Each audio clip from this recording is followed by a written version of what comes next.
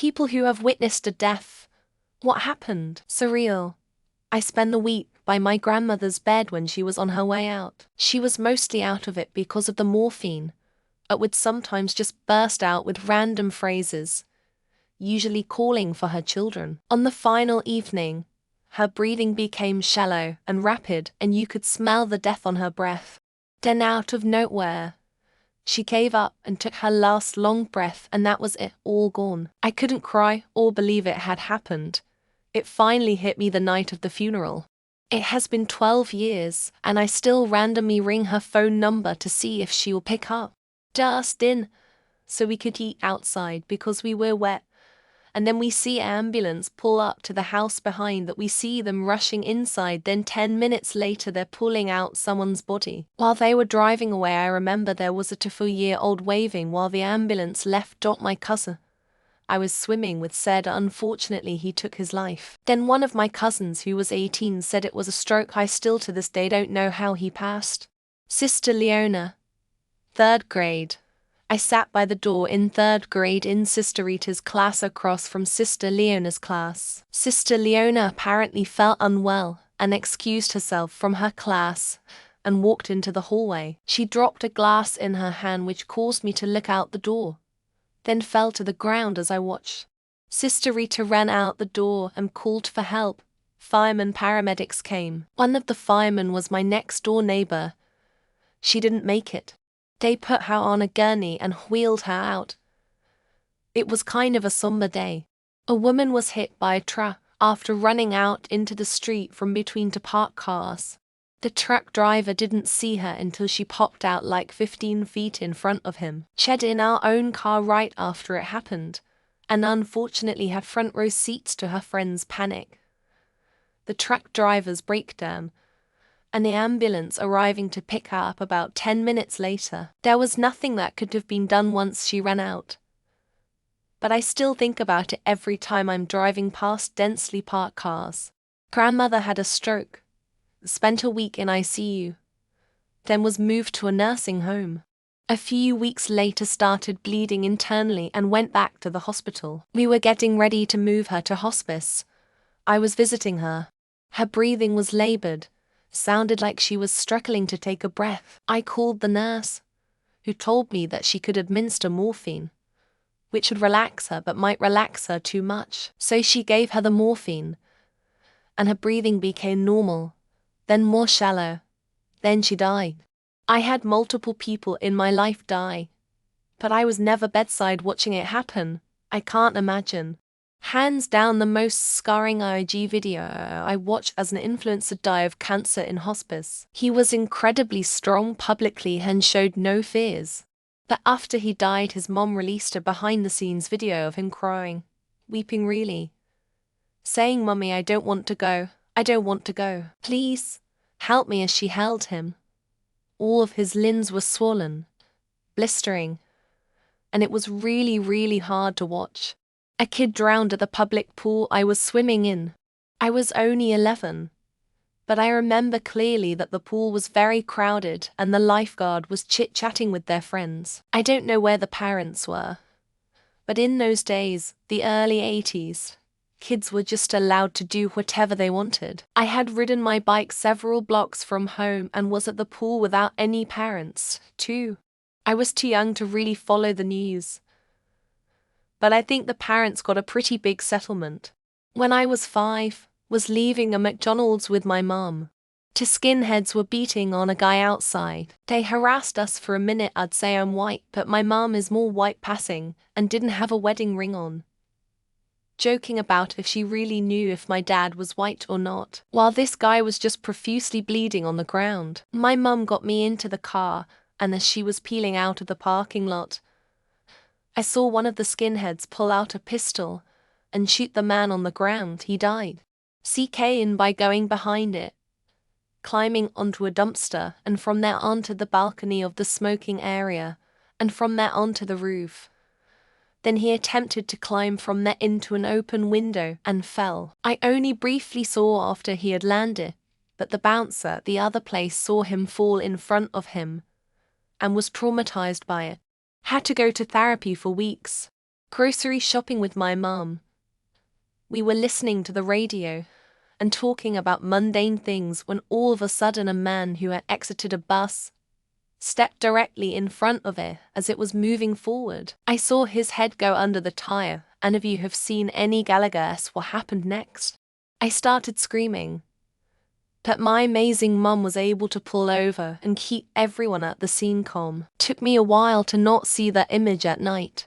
I didn't witness it directly, but I heard it happen. I was drawing very late at night, and I heard a loud explosion noise outside.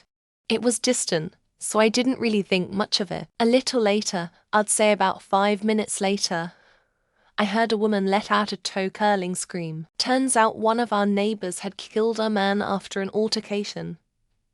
Drove all the way back to the front of the apartment complex we lived in and shot himself right there. His wife found him minutes later.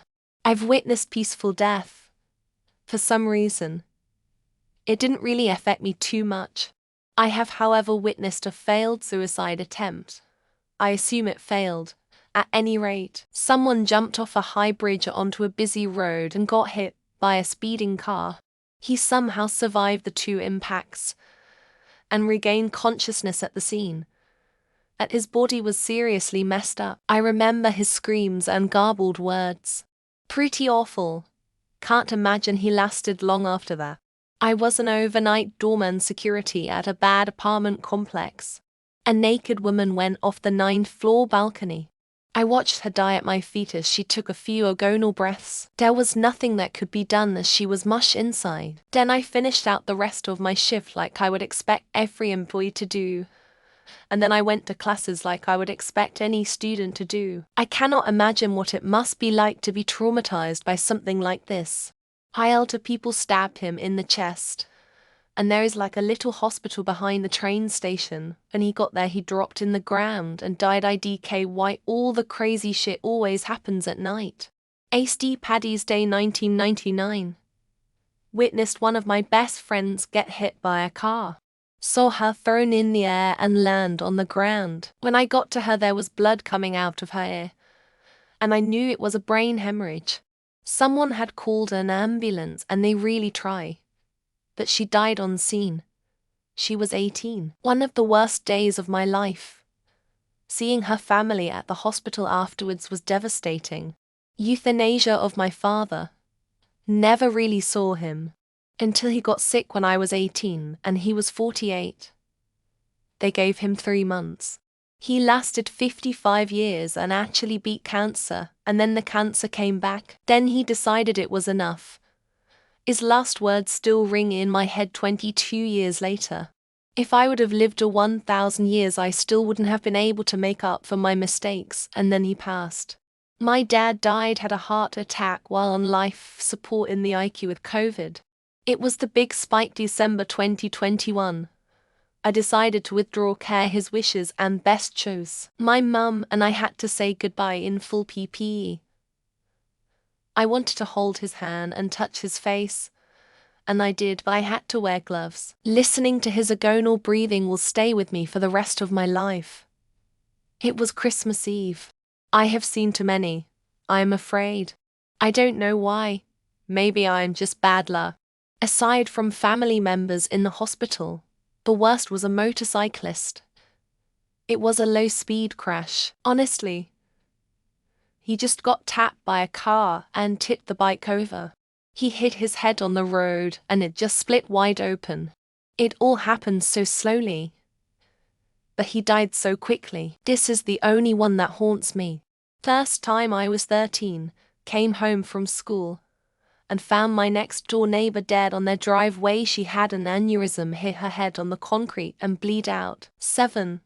Watched my non die a slow, painful death over for hours as the cancer spread and destroy her internal organs. She was vomiting up a lot of stuff. I wish I never saw. I held her pulse until she passed. Cancer. It was slow and painful. I can still see it when I close my eyes. Even after all this time. Watching someone you love die slowly and in incredible pain changes you. I was too young for that. In my more hopeful moments, I think it happened the way it did on purpose. because when my friends lose people, I can be there knowing what it feels like. And they're not alone. Organs to regional donors. I expected this whole process to take 5 minutes, but it was over 30 minutes. About 20 minutes in, all of his vital signs increased briefly. Seemed like his own effort at goodbye. I was with my grandmother when she passed away. She wanted to die for a long time and was freed with it from a lot of pain. It was a very humbling, emotionally challenging, but also beautiful, intimate experience that is hard for me to put into words. I'm still very grateful I was able to be there for her. Edit trying to find the right wording, which seems impossible. When I was 5, I was in a car accident. We hit a tree. I was in the back middle seat. My leg was broken. My dad, the driver, died instantly. My 2 cousins were fairly unharmed, as was my dad's girlfriend's daughter. I remember my leg being trapped behind the seat in front of me, and my shoe had fallen off. There was a tiny trickle of blood coming from my dad's nose. I was riding the bus when a car veered off its lane and ran headfirst into the bus. From the bus window I saw the car driver getting hit. I'll save you the details. But I immediately know the driver was dead. It was crazy to see how the car was completely crushed, while the bus barely took any damage. That's the difference in momentum for you.